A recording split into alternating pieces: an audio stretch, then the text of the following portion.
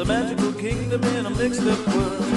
You're in the sweet spot, baby. You're in the sweet spot, girl. You're in the sweet spot, darling. It's a magical kingdom in a mixed up world.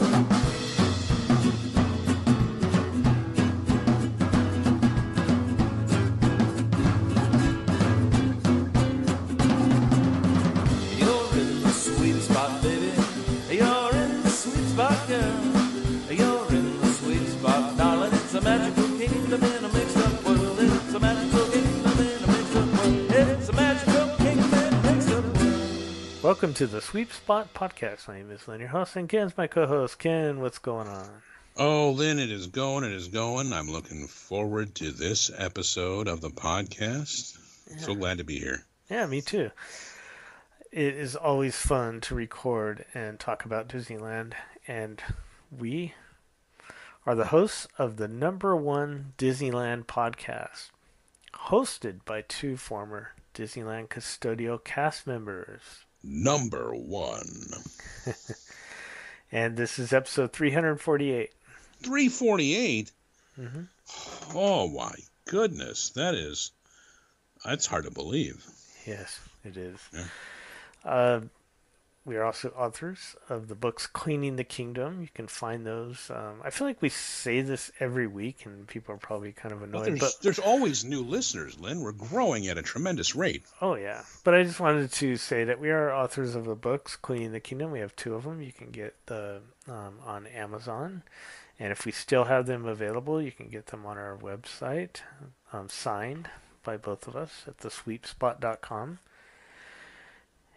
And you can go over to speaking of our website, you can go over there and get our show notes and check out if we have any events coming up, which we don't yet. Just information about us and the podcast and show notes and everything there. T-shirt links are there. So get those T-shirts, folks. They are very popular. They will get people to flock to you and ask you where you got them. Yeah. If you're an early listener of the show, you may be able to put in your order and get them by Christmas. I make no promises. Yeah. We are not the ones that print them out, but right. Yeah. We have a whole. There's Oompa Loompas that print them out. So yeah. And I wanted to mention something in the introduction because sometimes I feel like maybe people might shut it off before we do our outro. But I also wanted to mention that if you want to leave a review, we would love to read that on our show. And the outro, we usually read those, and it really does help us. So if you listen to us on Apple Podcasts, you can leave a review there, iTunes, and that's one way to help us out. Now, speaking of helping us out, we also have a Patreon where if you want to help the show, there's expenses, things that go on with the show. There's different tiers through Patreon that you can do that. You can search the Sweet Spot at Patreon or go to our website and click on the Patreon link. And we have a level $5 or more, and you can get one bonus episode per month. And that Ken and I both record specifically just for the Patreons. And then we also allow the Patreons $5 or more to join in on our current events once a month. And you can join in on the chat. And we might read your comment. And it's a lot of fun to do. So those are other ways you can help the podcast and also be a part of what we have going on here. So I think that's going to do it for all the announcements, but we're going to be visiting a year of Disneyland history as part of our series in this episode, and I think you're really going to enjoy this conversation, and that's up next. All right, all you pupils out there, class is now in session. Professor Ludwig Bornbrecht here, and I want to welcome all of you to the world according to Goofy Funny Oakman. Now pay attention, because you've got a lot to learn. It's the world!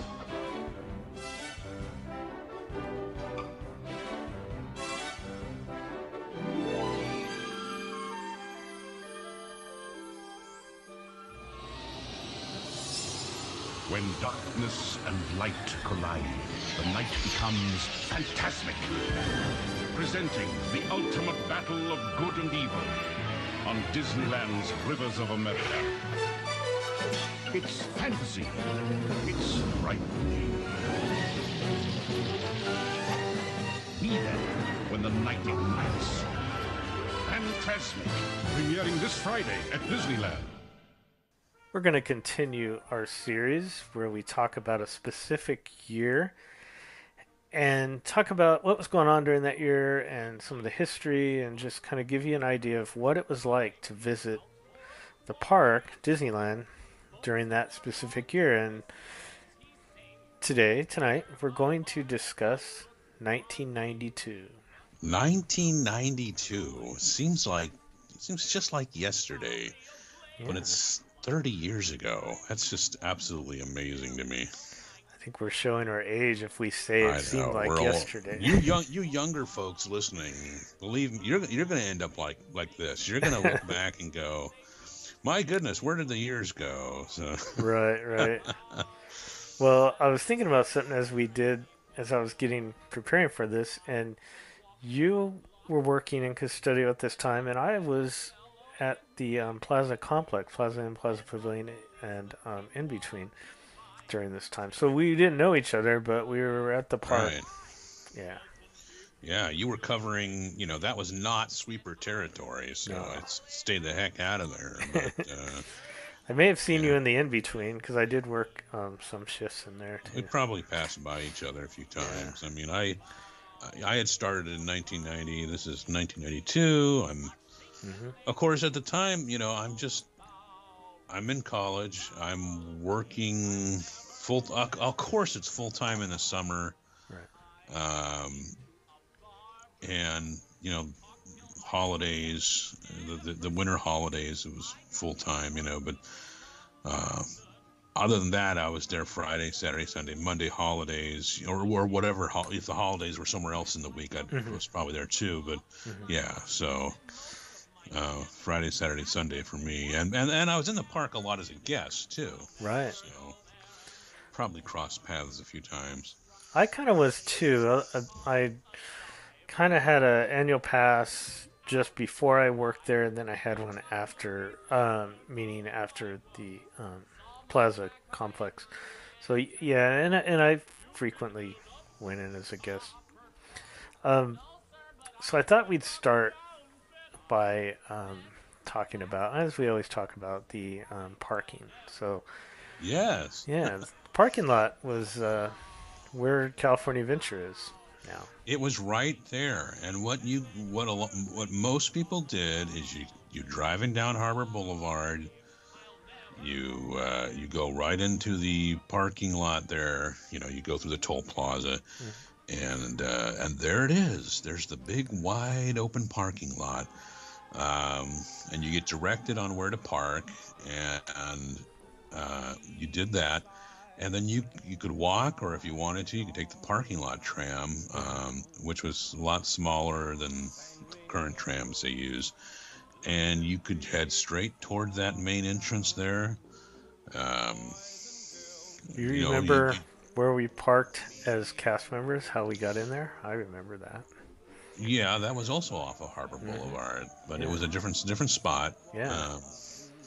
And we had our own little parking area over there. Unless you were looking closely, you wouldn't know it was a separate parking area.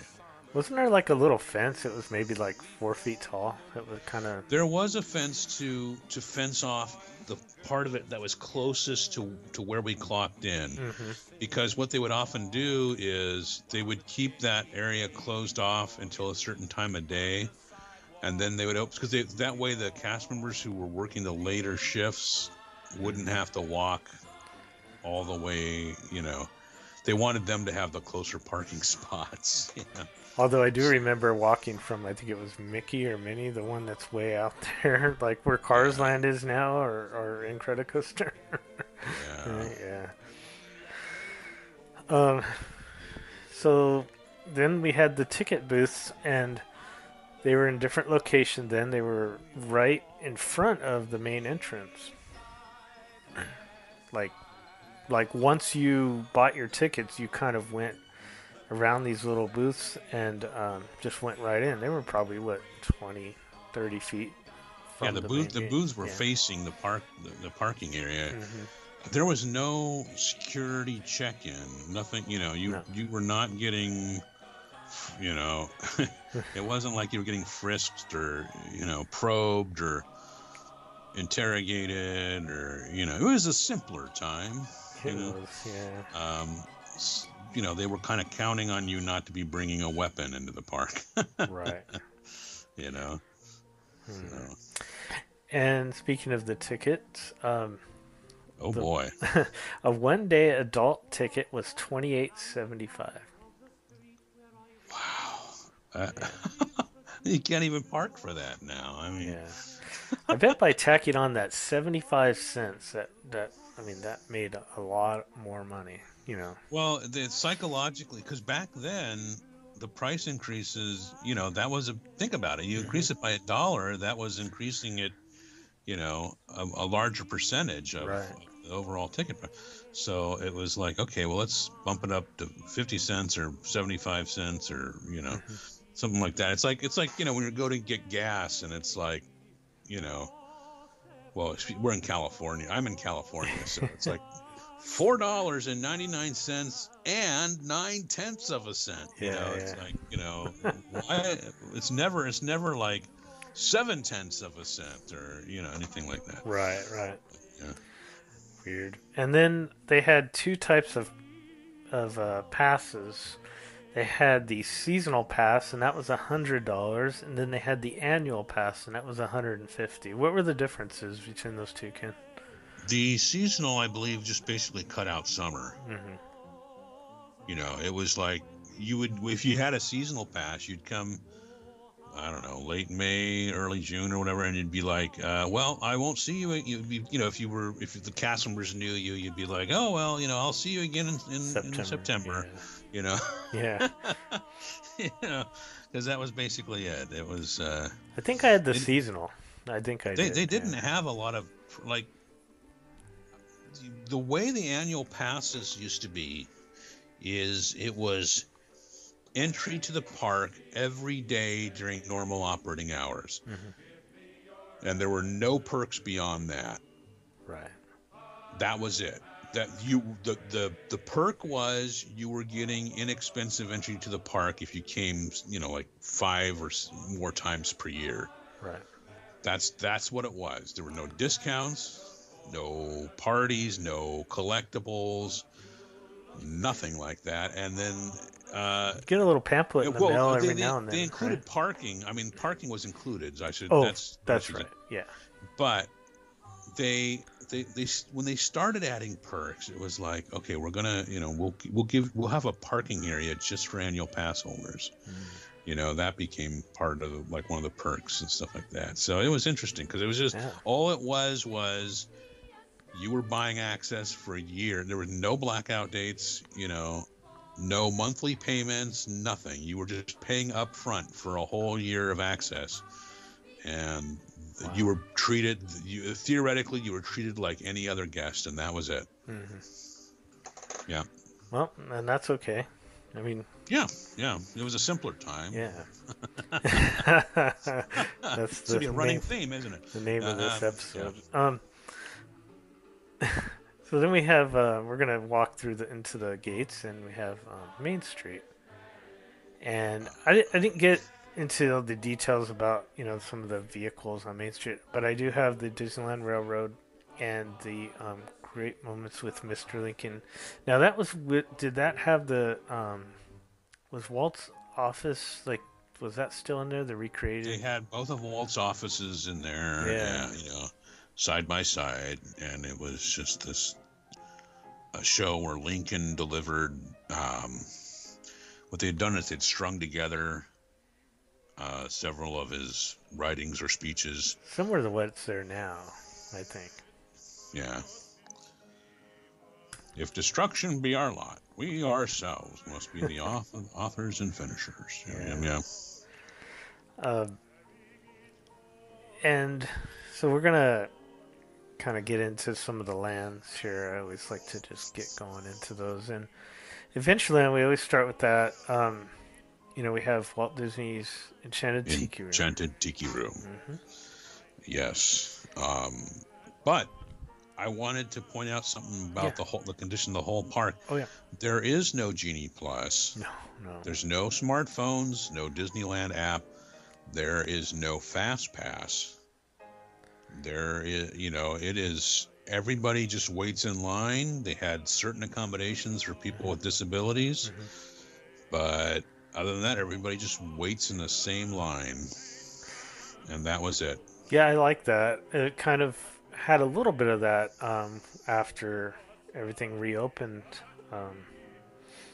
year and a half, 2 years ago. When everything reopened, they didn't have the Fast Pass or Genie Plus for a little bit, and I enjoyed that. So, yeah. And the Tiki Room entrance doesn't look like it does now. No. They've kind of changed a few things there over the years. You had a couple of small restrooms that were, you had really small restrooms that were up there. And that was, it just looked a little different than it does now, but the inside is still pretty much the same, you know. The next door, you have the Tahitian Terrace. Still open. That's right. Very popular. Still open. One of those things where you would try to get, one of the standard pieces of advice for anyone who it might be their first visit or whatever, or they don't visit very often, was, if you want to eat the Tahitian Terrace, make reservations there first thing. It was one of those things. Tahitian Terrace was one of those shows that, it's like you can still see shows like that in tourist areas in Hawaii and stuff like that, where you have like hula girls and fire, a table service restaurant. So that was nice. It was one of the few table service restaurants in the park at that time. Yeah, I don't think I had ever eaten there over those years. I was gonna say that. Never mind. So I forgot what I was gonna say. So moving on, we have the Jungle Cruise, and this is pre-Indiana Jones. Yeah, and I think the Jungle Cruise might have been all male at this point. I think so. All male, and the waiting area was just these switchbacks that were made to look like bamboo poles, keeping you in the switchbacks, and then you had a little, thatched, a flat thatched roof over the queue, and it was no double level or anything like that. It was very simple area to wait, and you didn't have. The Jungle Cruise didn't have some of the safety features it does now. The dock and everything was a little different. You're talking about manual stuff here. And of course the Jungle Cruise show itself has changed more recently. So this is still stuff that they recently replaced.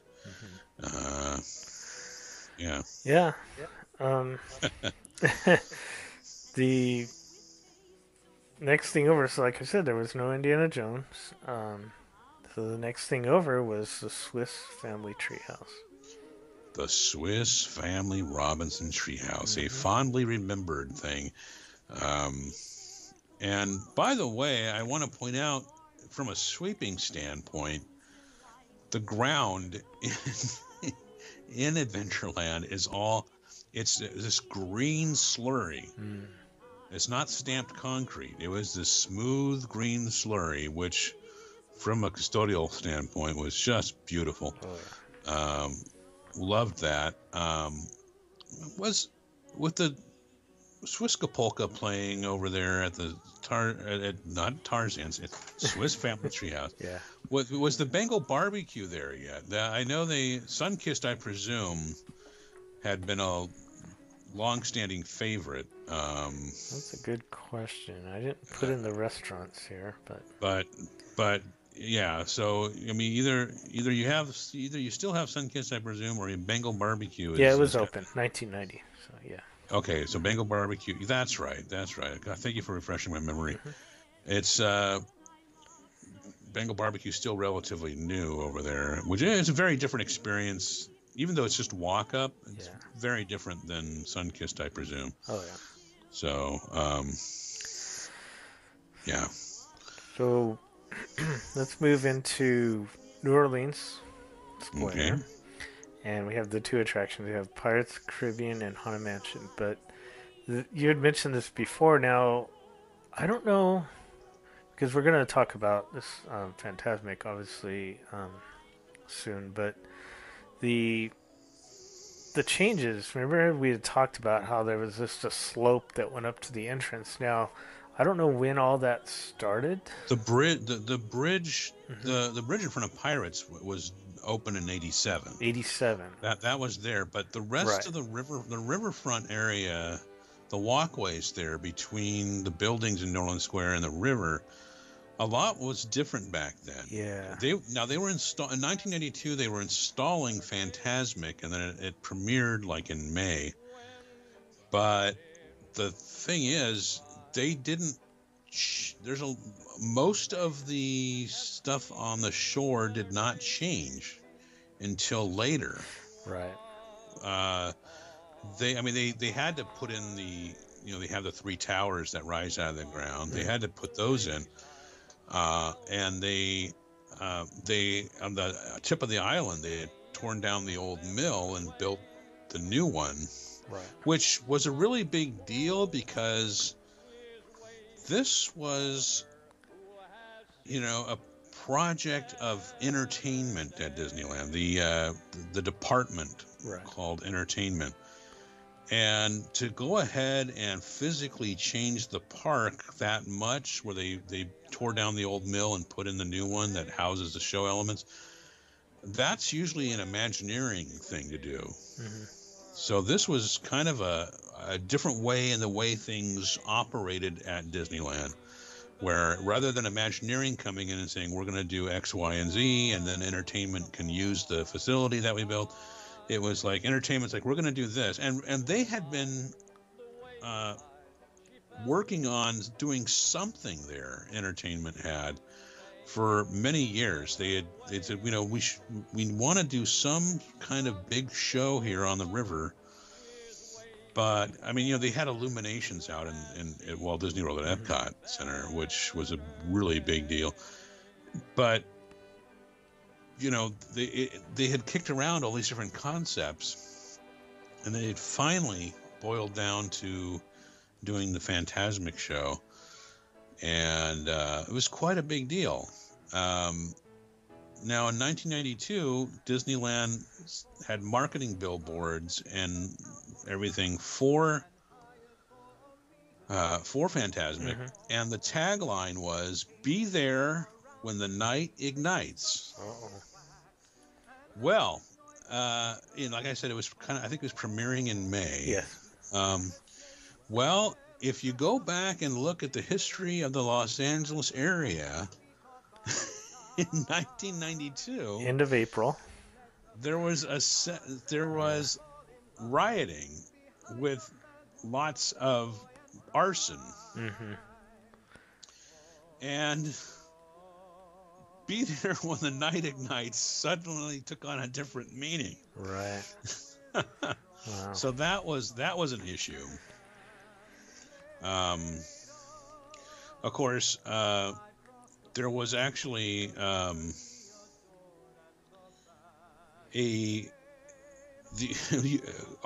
across the town, as they say, at Universal, there was a stunt show at Universal called the Riot Act. So they quickly changed their name. They changed the name of that show. Wow. So both Universal and Disney were kind of facing problems from that. But Fantasmic was a huge, huge deal because up until that point, unless you had some sort of special event over there, the West Side was the West Side got quiet at night. Yeah, so it really transformed that area. And you could ride. It was very romantic to take a trip on the Mark Twain at night. Yeah. And if you were lucky, if you timed it out right, what they would do is they would stop towards the back of the river, and then there'd be Fantasy in the Sky fireworks, which were only during the summer, but the boat would be stopped back there so that people can watch the fireworks from there. But adding Fantasmic changed the whole West Side at night. But you mentioned Haunted Mansion. No Nightmare Before Christmas yet. No, not yet. So that's just the classic Haunted Mansion year round. Yeah, and right next door we have Critter Country. We have the canoes, of course. Country Bear Jamboree, playhouse there. But Splash Mountain at that point was 3 years old or less. 3 years old, so that was still very popular. Yeah. That helped get the ball rolling with changing the nighttime on the West Side, because now you could hear people screaming going down the drop, and it was a draw to get people back there. And of course, like you said, Country Bears, there's no Winnie the Pooh attraction back there, and there's no Star Wars Galaxy's Edge. Critter Country, you go back to Critter Country, you have to turn around and go back. To get anywhere else, you have to go back past the Haunted Mansion and back through New Orleans Square to get anywhere. Right. That's true. Oh, and I think we ought to mention they had in the New Orleans Square area, which I think it was technically a Frontierland attraction. Yeah. They still had the keel boats. Kind of where Pelican's Landing is now, but you didn't have Pelican's Landing. You did have the Harbor Galley, which had a really great menu that I liked. It was built when Splash Mountain was built. It was part of that project because they realized they're going to need more food windows in that area. And that was part of what Imagineering did. Was if we build this, what accommodations are we going to need as far as restrooms, shopping space, and food service windows? Right. So, and that was they wanted to have that walk-up window at the Harbor Galley, and I love that menu. You had, they had Cajun popcorn shrimp, you had catfish nuggets, you had clam chowder in a bread bowl, some other things that I really liked, and it was great. I was really sad when they stopped. Yeah. They had curly fries too. Curly, that was something else I was trying to remember. Curly fries, but right there, right by the keelboat landing. Yeah, that was the next thing I was going to mention is the Mike Fink keelboats and the Tom Sawyer Island.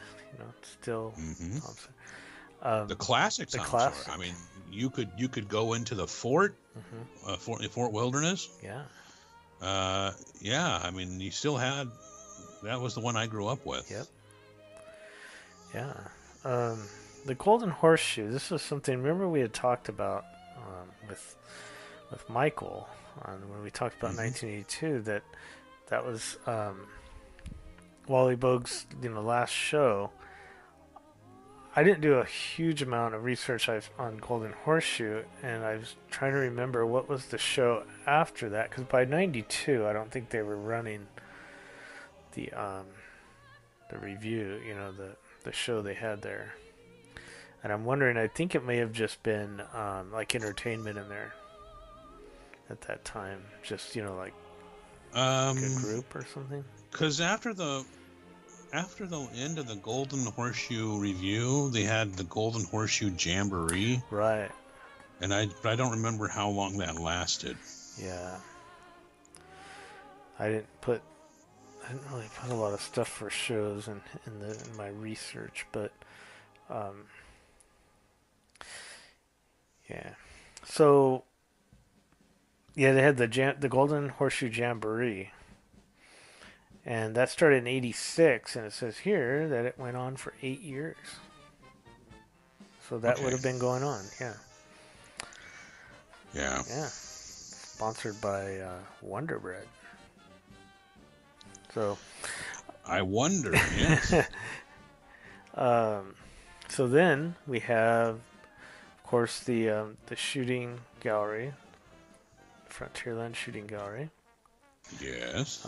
We mentioned the island Rivers of America. We had the Mark Twain mentioned, and the Columbia, which hadn't killed anybody yet. No, and sorry, folks, I just couldn't resist.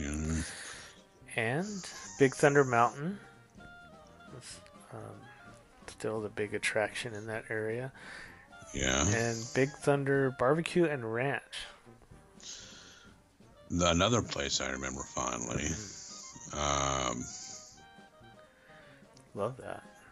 That was, yeah, because you had an area that was kind of left fallow when they took out the Rainbow, Mine Train Through Nature's Wonderland, Rainbow Caverns Mine Train Through Nature's Wonderland, and they put in Big Thunder Mountain. One of the things that it left, they had room now to do that walkway that went back and connected Fantasyland and Frontierland, but it left some area back there that was just kind of fallow. And then they decided we're going to put in the Big Thunder Ranch in 1986. And, it was, you had horses and you might have cows back there. You had goats. Like when Mickey Moo was around, they had Mickey Moo back there, but and they had a barbecue restaurant that was really great stuff. I liked that. Yeah, it was good. The atmosphere was perfect for that. Because the other restaurant was Casa Mexicana. That was the one right next to Big Thunder Mountain, formerly Casa de Fritos. And as Casa Mexicana, it still had a remnant of they had this facade that said, Mineral Hall or whatever, which used to be a store. But if you open the door during this time period, you got the back of the custodial central office. So it looks like this frontier setup, and then you open this door and there's this modern office. Yeah, the door actually did open. Yeah, that's not the way we normally went in, but it, emergency exit, I assume. Yeah. So yeah. Now let's move into Fantasyland, and it's still somewhat new because of the changes that happened in '83. This is still less than 10 years. Well, and Alice opened in '84, right. So that part is even newer, even fresher. Yeah. But you still have the Skyway to Tomorrowland. That classic. Yeah. Casey Jr., Dumbo, Storybook Canal Boats, Snow White, Scary Adventures. It's Snow White's Scary Adventures. Yeah, scary. Yeah. Pinocchio, King Arthur's Carousel, Peter Pan, Mr. Toad. You mentioned Alice, Teacups. So we also have the Matterhorn bobsleds. And the Matterhorn bobsleds had the bobsleds I grew up with. Right. Bob Gurr, I think they were Bob Gurr bobsleds that didn't make you need a chiropractic adjustment. And it had lap seating. Oh, yeah. So that was great for dates, or if you had a frightened child and the parent, that was nice. But the Storybook Land, we talked about how Jungle Cruise was all male. At this point, Storybook Land is all female in terms of cast members. Right. Yeah. So it was a simpler time. But yeah, so that was something that was different back then. Yeah, for sure. Gender segregated cast member staffing on attractions. It was meant to be more for theming. Is that correct? Or because I believe there was a time before that I think there were males on there. Oh, you're right. And I just eventually it just became, let's just staff it with females, and then but that's the Storybook Land's had a few changes over the years in terms of what was, what exactly what you actually see on it. Some of those things did change, but still the overall concept is basically the same. You have a nice little boat ride around there, and you have your attractions host or hostess narrating what you're seeing. Yeah. But this area looks mighty different. It was not knee deep in warm primeval seas swarming with odd critters, but what you did have is you didn't have the Small World Mall altered in preparation for light magic. Right. Because that was still years and years away, and if you don't know what light magic is, well, it was a summertime fling for Disneyland. But you have this wide expanse of flat area with slurry seal leading up to It's a Small World. And you don't, It's a Small World doesn't have the holiday overlay. But what they did do is they had done a promotion called Afternoon Avenue. Mm-hmm. Because Disney had a programming block of 4 half-hour animated shows that they called the Afternoon Avenue, and they were publicizing that on television. Because back then, you didn't have time shifting. You could videotape, things, but you didn't have DVRs or streaming. So, you either set your VCR to record these programs, or you had to sit yourself down in front of the TV after school to watch these programs. And they had the Rescue Rangers as one of them. Mm-hmm. Gummy Bears was one of the originals. So what they had done is they did an overlay onto the Motorboat Cruise, which was right across from the Matterhorn entrance. The Motorboat Cruise was Motorboat Cruise through Gummy Glen. And when I say overlay, you're talking like flat. You're talking flats, painted flats of characters along with some audio. And they did Rescue Rangers on the Fantasyland Utopia. So that was going on still, because that didn't end until early '93. Because they had tried to make this thing as appealing as they could to little kids. Afternoon Avenue had some temporary buildings that took over the Small World Mall, and kind of a very I don't know, I guess I'll use the word gaudy and cheap foreshadowing of Toontown, which was under okay, how do I word this to fit the narrative? Okay, Toontown was always there, but Disney was getting ready to open a passageway to Toontown for the first time. That's the official line. So they've got that passageway under construction.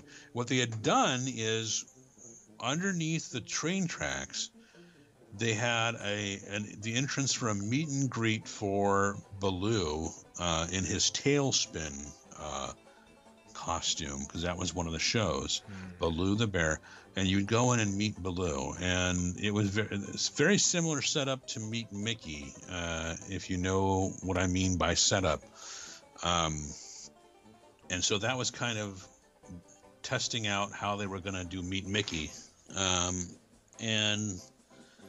but behind that, of course, was the work on Toontown. And then over there at the amphitheater, what was going on, Lynn?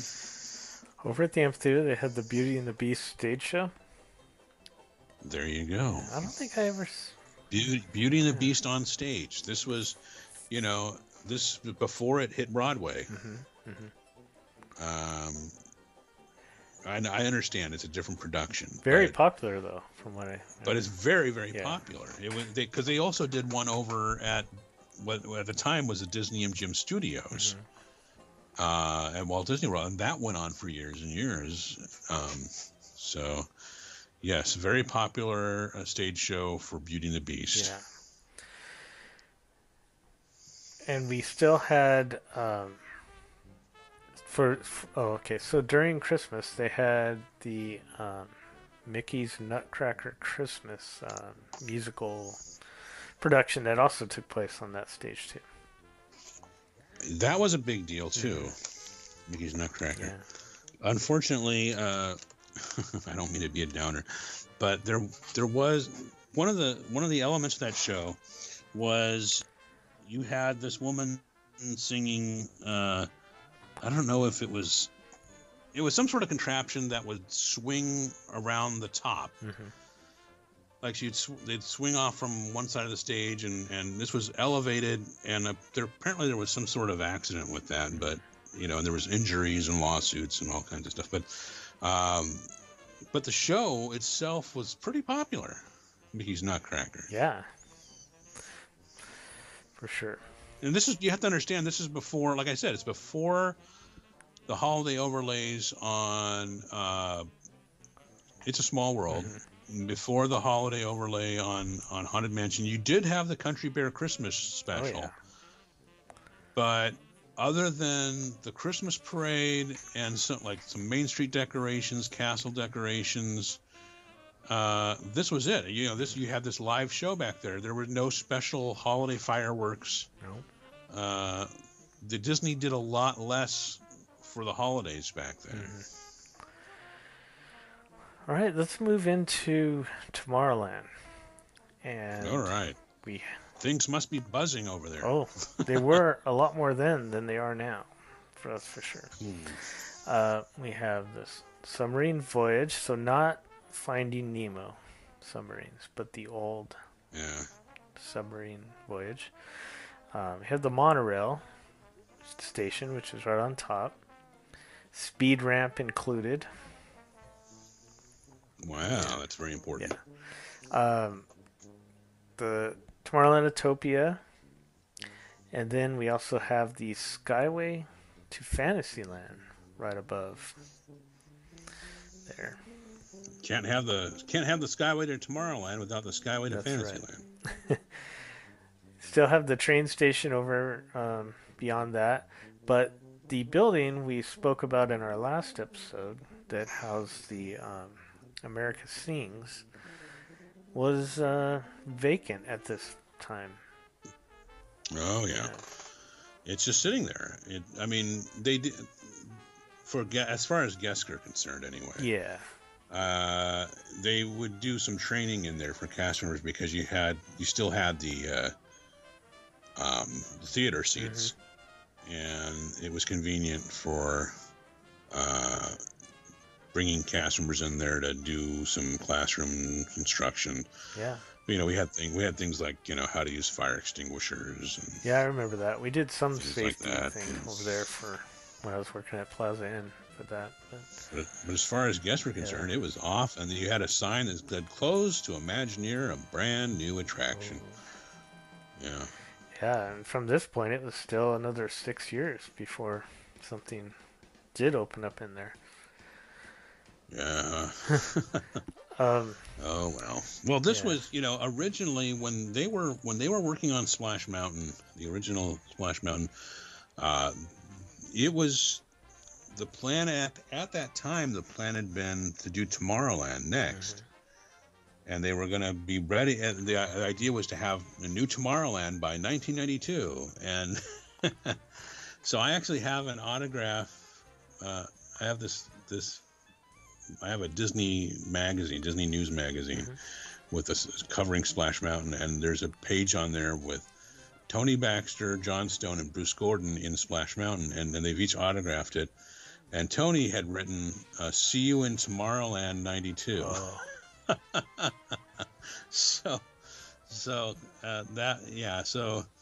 But that obviously didn't happen. No. Yeah. So we also have Mission to Mars, but it closed that year, November 2nd, 1992.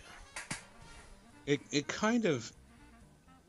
was kind of spotty before that, like they would only really open it up on higher capacity days. And so really what happened that year was they eventually decided to stop opening it. Yeah. It wasn't like, hey, we're closing down this attraction. It was just like they just stopped scheduling people to open it. You know? Yeah. Yeah. But it finally closed forever, November 2nd. Yeah, that was it. Then it became a really great break area. Oh, is that what it was? What you get? What you? That was one of many places in Tomorrowland. If I wanted air conditioning, I didn't want to go to like the in between or whatever. You know, I just wanted to sit and read a book. We also have Captain EO. Ah, yes. Captain EO at this point, and it opened in officially in September of 86. 86, yeah. And so it's Still still going. relatively new. Michael Jackson is still insanely popular at this point. Yeah. So that was still a deal. You did not have. I think Honey, I Shrunk the Audience opened in Florida in 1994. So you still don't have. I mean, what I guess what you can compare it to is Muppet Vision opened at the Disney MGM Studios. So you're starting to see that there's more that can be done than, you know, with Captain EO, the big deal, you know, there were lasers in the theater and fog, you know, but you're starting to see that other things can be done that are interactive with the audience. Right. So, yeah, but Captain EO is still pretty popular. And, yeah. Space Mountain, it had the speed ramp that led up to the top level there to get in line for the attraction. Still at that point. Yes, very important. Yeah. And the attraction doesn't have these overlays. There is no Ghost Galaxy. There's no, you know, Star Wars. What do they call it? The Star Wars one. I can't remember now. Hyperspace Mountain. Yeah. None of that stuff. It's just Space Mountain. Right. I don't even know if they have audio on it at this point. I don't think they do. No, I don't think so. I don't think they've tried any audio on it. Yeah. Of course, the Starcade is part of their area there. It's used now for a extended queue for Space Mountain now. The upper area of the Starcade. Yeah. Yeah. They had that speed ramp that went up from the bottom level of the Starcade to the top. It's very important. They got rid of that. Yeah. Okay, so we're going to move a little bit more into... I wanted to also mention in that part of that complex area, we still had the space place was still being utilized. I wonder when that finally... I don't know when it closed, but it was definitely still there in 92. Yeah, because you know, by 96 they did the Toy Story Funhouse there, so it was gone by then. Right. But yeah, up to this point, it might still be open seasonally. It's just fast food, you know, window service. Yeah, very hidden away. They had cottage fries there. That was one of the big things about that. Yeah. What was that little walk-up? I don't know what they sold. Maybe hot dogs? The lunching pad? That's what it was called, yeah. The lunching pad. Underneath the monorail. The people mover loading area. Yeah. It seemed like kind of like a tentacle of Tomorrowland Terrace because it was right there and Yeah, there must have been that extra need. I mean, this was a different. These are simpler times. This was a time when Tomorrowland was definitely the place to go. I remember, and you remember this. Everyone would rush to Tomorrowland. You know, Doesn't seem to be as much of a rush. Maybe for Space Mountain still. There's Space Mountain and Star Tours, which is Mhm. still Star Tours is still. It's only 5. The original Star Tours, by the way, it wasn't 3D or no. It was 5. It was only 5 years old Right. in '92. Yeah. Still very popular. So people would rush over there. Star Tours, Captain EO, Space Mountain. Those sorts of things. And of course, the insanely popular People Mover. Oh yeah. That was operating. Yeah. For And sure. the rocket jets above it. The rocket jets were above the People Mover loading area, so they were pretty high up there. Did you ever go on the take rocket elevators. jets, Ken? No. Okay. I had absolutely no reason to give myself a heart attack Okay. I barely can stand the Astro Orbiter. Yeah. I think I did, and I didn't like it. I just don't like. Yeah. I don't like exterior heights. I don't like. Yeah. I don't like exterior heights, and so I did go up there. I accompanied somebody in my family up there before because you took elevators up to get up there. Yeah, you'd mentioned the People Mover. We also had Circle Vision. And this was when they were doing, we had kind of spoke about this in the past, when they had the two different shows going on there. Well, right. They had American- in the morning you had Wonders of China, and then later in the day it was American Journeys. Yeah. Mm-hmm. And they had to they had 9 bin loop projectors that they had to physically move out of the way to change the movie. I mean, I've said it before, I'll say it again. These days, it would just be on a timer and it would happen automatically in a computer, But they had the physical labor of gotta change out, these 9 films with the 9 other films in order to get them. To get Wonders of China and American Journeys. So, but it was, I don't know if there's any other place in the park that you could see one thing in the morning and then see another thing in the evening. I think of. Yeah. Very interesting. So that's Tomorrowland. Now I have some just random things about this year, and they had a parade going on, and I remember this parade because working at the Plaza Pavilion at this time, the parades would come by, all the time, and this was the World According to Goofy. Remember that parade?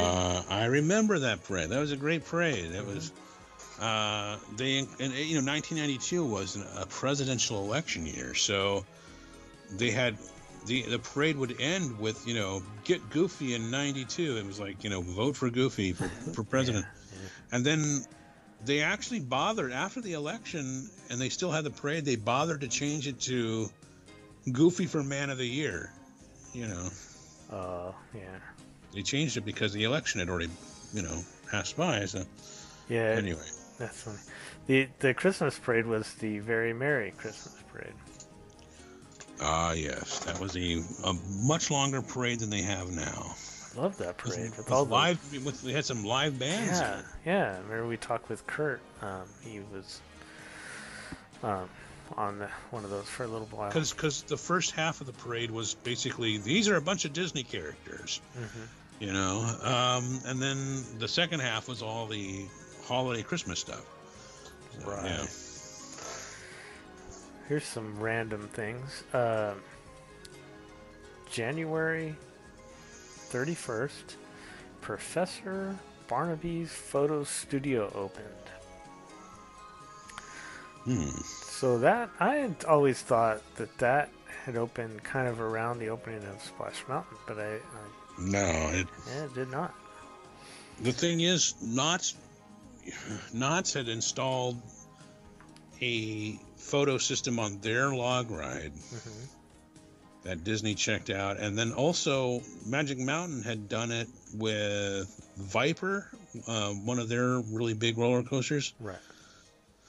And Disney was like, let's do this on Splash Mountain at Disneyland. And now getting your picture taken on an attractions is like, that's everywhere now at Disney parks, at other parks. Yeah.